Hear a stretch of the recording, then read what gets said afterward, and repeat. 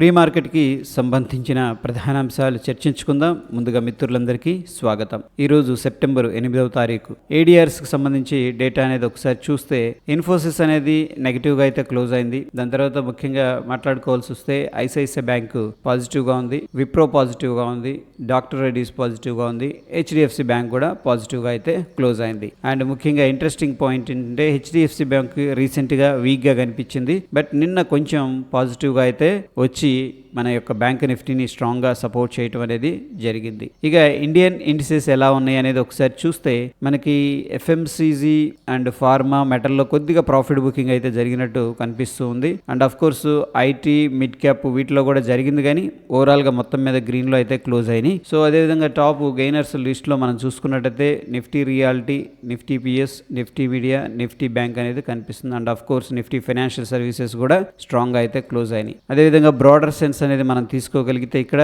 80% indices ఏంటంటే మొమెంటాన్ని సంతరించుకున్నాయి up side. ఇక గ్లోబల్ సెంటిమెంట్ విషయానికి వస్తే ఇక్కడ హాంకాంగ్ టాప్ లూజర్గా ఉంది. దాని తర్వాత రష్యా ఎందుకో 2.35% నెగిటివ్గా ఉంది. ఏషియా మార్కెట్ జపాన్ నెగిటివ్గా ఉంది, సౌత్ కొరియా నెగిటివ్గా ఉంది, లండన్ నెగిటివ్గా ఉంది, జర్మన్ నెగిటివ్గా ఉంది, యూరోప్ నెగిటివ్గా ఉంది. అదేవిధంగా యుఎస్కి సంబంధించిన మార్కెట్ కూడా కొద్దిగా నెగిటివ్గా ట్రేడ్ అవుతుంది. అయితే మనం ముఖ్యంగా అబ్జర్వ్ చేయాల్సింది ఏంటంటే డౌ జోన్స్. ఈ యొక్క డౌ జోన్స్ ఇండస్ట్రియల్ యావరేజ్ మనం తీసుకున్నట్టు బెంచ్ మార్క్ ఎవ్రీడే కూడా మార్నింగ్ వీక్ గానే కనిపిస్తుంది.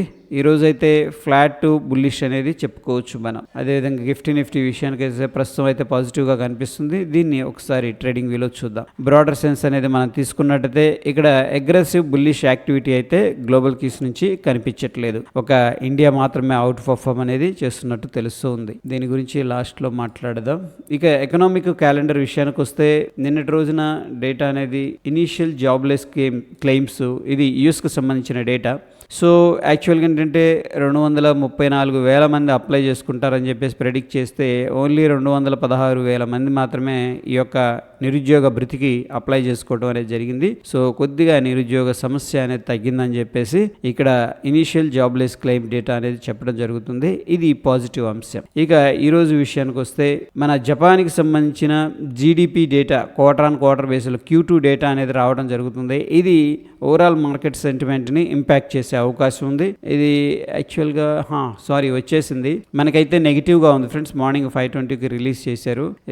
ఈ జపాన్కి సంబంధించిన డేటా అయితే ప్రస్తుతం జీడిపి డేటా నెగిటివ్గా ఉంది. హీట్ మ్యాప్ అనేది మనం చూసుకున్నట్టయితే Coal India, HCL Tech, LNT, IndusInd bank ఇవన్నీ కూడా గ్రీన్లో ఉన్నాయి. దాదాపుగా 55 to 60% స్టాక్స్ అయితే గ్రీన్లో కనిపిస్తున్నాయి. అండ్ ఇక్కడ లూజర్స్లో మనం చూసుకున్నట్టయితే టాటా కన్జ్యూమర్ అనేది కనిపిస్తుంది. యాక్చువల్గా టాటా కన్జ్యూమర్ మంచి ఫ్లాగ్ బ్రేక్అవుట్ అయితే అవ్వాలి టెక్నికల్గా, ఒకసారి చూద్దాం చార్ట్ మీద. బట్ నిన్నటి రోజున అయితే 2.5% నెగిటివ్గా అయితే క్లోజ్ అయింది. ఇక్కడ ఓవరాల్ పిక్చర్ అనేది మనం తీసుకున్నట్టయితే 55 లేదా 60% స్టాక్స్ బుల్లిష్గా కనిపిస్తున్నాయి, 40% బెరిష్లో ఉన్నట్టు తెలుస్తుంది. ఇక ఫ్యూచర్ అండ్ ఆప్షన్స్ సెగ్మెంట్ నుంచి ఏ ఒక్క కంపెనీ కూడా రిజల్ట్ అనేది అనౌన్స్ చేయట్లేదు. ఫ్యూచర్ బిల్డప్ అనేది మనం చూసుకున్నట్టయితే ఇక్కడ లాంగ్ బిల్డప్ 11.3% కనిపిస్తుంది. ఇక్కడున్న స్టాక్స్ మనం ఏవైతే చూస్తున్నామో అవన్నీ కూడా ఏంటంటే ఫ్యూచర్ అండ్ ఆప్షన్కి సంబంధించిన స్టాక్స్ మాత్రమే. దీంట్లో షార్ట్ బిల్డప్ అనేది 4% దాకా కనిపిస్తూ ఉంది. సో ఓవరాల్గా స్టిల్ కొంత బులిష్ సెంటిమెంట్ అయితే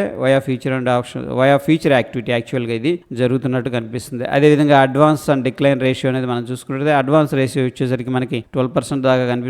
డిక్లైన్ రేషియో వచ్చేసరికి 4.86% దాకా కనిపిస్తూ ఉంది. అదేవిధంగా అన్చేంజ్డ్ స్టాక్స్ వచ్చేసరికి 83% దాకా కనిపిస్తూ ఉన్నాయి. సో ఓవరాల్ గా స్టిల్ కొంత బుల్లిష్నెస్ అనేది మనకి మార్కెట్ లో కనిపిస్తుంది బిగ్గర్ పిక్చర్ లో. ఇక్కడ కనిపిస్తున్న స్టాక్స్ ఏవైతే ఉన్నాయో వీటిల్లో ఏంటంటే మనం ఫ్యూచర్ అండ్ ఆప్షన్స్ ట్రేడ్ చేయలేవు. రీసెంట్గా ఏంటంటే పిఎన్బి బ్యాంక్ అనేది యాడ్ చేయడం జరిగింది. వీటిల్లో మనం ఈక్విటీ ద్వారా ట్రేడింగ్ అనేది చేసుకోవచ్చు. ఇక ఎఫ్ఐఎస్ డిఐఎస్ డెరివేటివ్ డేటా అనేది మనం చూసుకున్నట్టయితే ఫ్యూచర్ అండ్ ఆప్షన్స్ అనేది అబ్జర్వ్ చేస్తే ఇక్కడ ఎఫ్ఐఎస్ అండ్ ప్రొపరైటర్ ఇద్దరు కూడా లాంగ్ పొజిషన్ బిల్డప్ చేసినట్టు తెలుస్తుంది. క్లయింట్ షార్ట్ పొజిషన్ బిల్డప్ చేశాడు, డిఐఎస్ కూడా షార్ట్ పొజిషన్ బిల్డప్ అనేది చేసినట్టు తెలుస్తుంది. ఇక క్యాష్ మార్కెట్ మనం చూసుకున్నట్టయితే ఎఫ్ఐఎస్ 750 58 కోట్లు సెల్ చేసినట్టు తెలుస్తుంది. డిఐఎస్ మాత్రం 28 crores మాత్రం బై చేసినట్టు తెలుస్తుంది.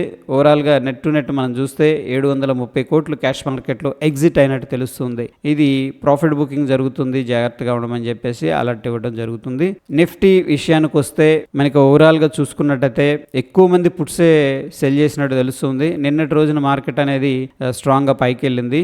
ఓకే, సో అందుకని ఎక్కువ మంది పుట్స్ సైడ్ సెల్ చేయటం ఇష్టపడ్డారు. 19,650 అనేది మనకున్న స్ట్రాంగ్ సపోర్ట్ లెవెల్, 19,800 మనకున్న immediate resistance level. Bank Nifty విషయానికి వస్తే ఎక్కువ మంది కాల్స్ పుట్స్ సెల్ చేశారు, మార్కెట్ బుల్లిష్లో ఉంది కాబట్టి. అండ్ మనకున్న స్ట్రాంగ్ సపోర్ట్ వచ్చేసరికి 44,400, మనకున్న స్ట్రాంగ్ రెసిస్టెన్స్ వచ్చేసరికి 45,500. ఫిన్ నిఫ్టీ విషయానికి వస్తే దీంట్లో కూడా ఎక్కువ మంది పుట్సే సెల్ చేశారు, మార్కెట్ పైకి వెళ్ళింది కాబట్టి. సో మనకున్న రెసిస్టెన్స్ 20,000, మనకున్న స్ట్రాంగ్ సపోర్ట్ వచ్చేసరికి 19,800 అనేది కనిపిస్తుంది. మిడ్ క్యాప్ నిఫ్టీ విషయానికి వస్తే మనకి 8,950 స్ట్రాంగ్ సపోర్ట్ కనిపిస్తుంది, 9,200 మనకి స్ట్రాంగ్ రెసిస్టెన్స్ కనిపిస్తుంది. దీంట్లో కూడా ఓవరాల్ గా బుల్లిష్ వ్యూతో పొజిషన్స్ అనేది బిల్డప్ చేసినట్టు తెలుస్తూ ఉంది. ఇక విక్స్ విషయానికి వస్తే మనం చూసుకున్నట్టయితే ఈ యొక్క 12 లెవెల్ దగ్గర విక్స్ అనేది ప్రస్తుతం బెంచ్ మార్క్ అనేది క్రియేట్ చేసింది, దానికంటే కింద ట్రేడ్ అవుతుంది. సో మన ఇండియన్ మార్కెట్స్ స్టేబుల్ గా ఉన్నాయని చెప్పేసి చెప్తుంది. నిన్నటి రోజున చూసుకున్నట్టయితే 1.83% అనేది ఇంక్రీజ్ అవ్వడం జరిగింది. సో డెఫినెట్ గా మన యొక్క ఆప్షన్ ప్రీమియమ్స్ అయితే ఇంక్రీజ్ అవుతాయి ఫ్రెండ్స్, ఎందుకంటే ఇండియా విక్స్ అనేది రైజ్ అవుతుంది కాబట్టి ఆప్షన్ ప్రీమియమ్స్ అనేది రైజ్ అవుతాయి. అండ్ మోరోవర్ ఏంటంటే ఇక్కడ ఆప్షన్ ప్రీమియమ్స్ ఎలా అంటే ఇండియా విక్స్ రైజ్ అయ్యి స్టేబుల్ గా ఉందనుకోండి, మన ప్రీమియమ్స్ కూడా రైజ్ అయ్యి స్టేబుల్ గా ఉంటాయి. ఒకవేళ ఇండియా విక్స్ అనేది కూల్ ఆఫ్ అయిందంటే ఈ యొక్క ప్రీమియమ్స్ అనేది డ్రాస్టిక్ గా కిందకి వెళ్ళిపోతాయి. ఇక US30 అంటే డౌ జోన్స్ మనం చూసుకున్నట్టయితే ప్రస్తుతం ప్రీవియస్ గా ఉన్న రెసిస్టెన్స్ లెవెల్స్ ని ఇది బొంబార్డ్ చేసింది, అక్కడ నుంచి కూడా మళ్ళీ ప్రాఫిట్ బుకింగ్ అనేది చేశారు. మనం ప్రీవియస్ గా ఏదైతే ట్రెండ్ లైన్ డ్రా చేసుకున్నామో ప్రస్తుతం ఏంటంటే ఆ యొక్క ట్రెండ్ లైన్ దగ్గర సపోర్ట్ అయితే తీసుకుంది. ఎనీహౌ మనకి ఒక ఇన్సైడ్ క్యాండిల్ ఫార్మేషన్ అంటే ఇక్కడ వోలటాలిటీ కాంట్రాక్షన్ అంటాం కదా, అదైతే జరుగుతున్నట్టు తెలుస్తుంది. సో ప్రస్తుతం US30 డౌ జోన్స్ లో మనకి ఈ రోజు డేటా అనేది చూసుకున్నట్లయితే నెగిటివ్ గా అయితే ట్రేడ్ అవుతుంది, దగ్గర 20 points. Nifty 1 hour time frame లో బిగ్గర్ పిక్చర్ లో మనం చూసుకున్నట్టయితే ఇక్కడ స్ట్రాంగ్ బుల్లిష్ క్యాండిల్ ఫార్మేషన్ జరిగింది, దాని తర్వాత ఇండికేషన్ అండ్ స్ట్రాంగ్ క్యాండిల్ వచ్చింది. సో డెఫినెట్గా కొద్దిగా మనం బిగ్గర్ పిక్చర్లో మొమెంటం అనేది మనం ఎక్స్పెక్ట్ అయితే చేసుకోవచ్చు. ఇక ఇమీడియట్గా మనం వాచ్ చేయాల్సిన రెసిస్టెన్స్ లెవెల్స్ ఇది ఫ్రెండ్స్, 19,800 అనేది మనం ఈ యొక్క రెసిస్టెన్స్ లెవెల్ వాచ్ చేయాలి. ఒకవేళ ఈ లెవెల్ క్రాస్ అయితే 19,868 లెవెల్ అనేది మనకి ఇమీడియట్గా ఉన్న స్ట్రక్చరల్ రెసిస్టెన్స్ లెవెల్. సో ప్రస్తుతానికి మనం 19,645 అనేది మనకున్న సపోర్ట్ లెవెల్, దాని తర్వాత 19,600 అనేది మనకున్న సపోర్ట్ లెవెల్ నిఫ్టీలో. సో ఒకసారి లోవర్ టైం ఫ్రేమ్స్కి వెళ్దాం, ఏమైనా ఇంట్రెస్టింగ్ లెవెల్స్ ఉన్నాయా అని చెప్పేసి. సో ప్రస్తుతం అయితే ఇదే ఇంట్రెస్టింగ్గా కనిపిస్తుంది, దీంట్లో పెద్దగా డిఫరెన్స్ ఏం లేదు.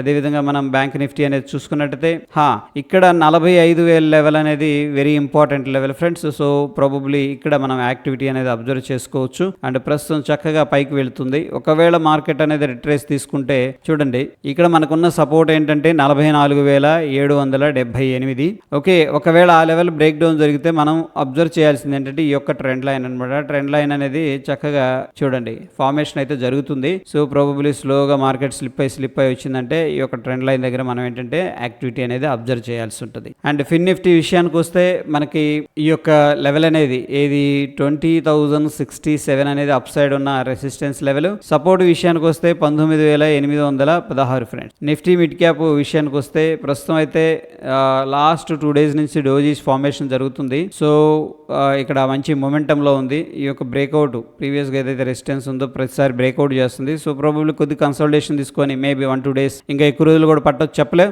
బట్ బ్రేక్అవుట్ జరిగితే మళ్ళీ ఎనదర్ లెగ్ ఆఫ్ మూవ్ అనేది వచ్చే అవకాశం ఉంది. ప్రస్తుతం మనకున్న రెసిస్టెన్స్ లెవెల్స్ అయితే షార్ట్ టర్మ్లో 1 hour టైం ఫ్రేమ్లో మనం చూసుకున్నట్టయితే 9,088 అనేది రెసిస్టెన్స్ కనిపిస్తుంది. అదేవిధంగా 9,036 అనేది సపోర్ట్ అయితే కనిపిస్తూ ఉంది. ఇక గిఫ్ట్ నిఫ్టీ డైలీ టైం ఫ్రేమ్లో ఒకసారి చూద్దాం, ఒకసారి రీలోడ్ చేద్దాం, ఎందుకైనా మంచిది. సో ప్రస్తుతం అయితే పాజిటివ్గా ఉంది, 20 పాయింట్స్ గిఫ్ట్ నిఫ్టీ 20 పాయింట్స్ పాజిటివ్గా ఉంది. అండ్ చక్కగా ఏంటంటే మనకి ఈ యొక్క ఫాలింగ్ వెడ్జ్ బ్రేక్అవుట్ జరిగింది, అక్కడ నుంచి అయితే ర్యాలీ అయితే కొనసాగుతుంది. సో కంటిన్యూస్గా 1, 2, 3, 4, 5 అంటే 5 days మనకి అప్ సైడ్ ర్యాలీ అనేది జరిగింది. సో ఇదైతే మంచి సాలిడ్ క్యాండిల్ ఫార్మేషన్ జరిగింది. ఇక్కడ మనకి ఈ రోజు అయితే ప్రస్తుతం 20 పాయింట్స్ పాజిటివ్గా అయితే ట్రేడ్ అవుతుంది. ఒక రకంగా స్మాల్ గ్యాప్ అప్ అనేది జరిగింది ఫ్రెండ్స్ గిఫ్ట్ నిఫ్టీలో. ప్రస్తుతం గిఫ్ట్ నిఫ్టీ మనకి 19,785 దగ్గర ట్రేడ్ అవుతుంది. నిఫ్టీ విషయానికి వచ్చేసరికి 19,727 దగ్గర ట్రేడ్ అవుతుంది. సో ఓవరాల్గా మనం చూసుకున్నట్టయితే 785, 730 అంటే దగ్గర దగ్గర 50 పాయింట్ల పైన పాజిటివ్గా గిఫ్ట్ నిఫ్టీ అనేది ఉంది. So based on the gift Nifty ఏంటంటే మనం గ్యాప్ అప్ అనేది ఎక్స్పెక్ట్ అయితే చేసుకోవచ్చు ఫ్రెండ్స్. ఇక టెక్నికల్గా సమరీ అనేది మనం చూసుకున్నట్టయితే నిఫ్టీ బ్యాంకులో స్ట్రాంగ్ బై అనేది సజెస్ట్ చేస్తూ ఉంది. అదేవిధంగా నిఫ్టీ 50లో మనకి స్ట్రాంగ్ బై అనేది సజెస్ట్ చేస్తూ ఉంది based on the oscillators and indicators. So అవి ఫ్రెండ్స్ ప్రీ మార్కెట్కి సంబంధించిన ప్రధాన అంశాలు. ఎటువంటి క్రిటికల్ అప్డేట్స్ ఉన్నా సరే మన టెలిగ్రామ్లో అప్డేట్ చేస్తాను. మరొక ఎపిసోడ్లో మళ్ళీ కలుసుకుందాం. Stay tune. ధన్యవాదాలు.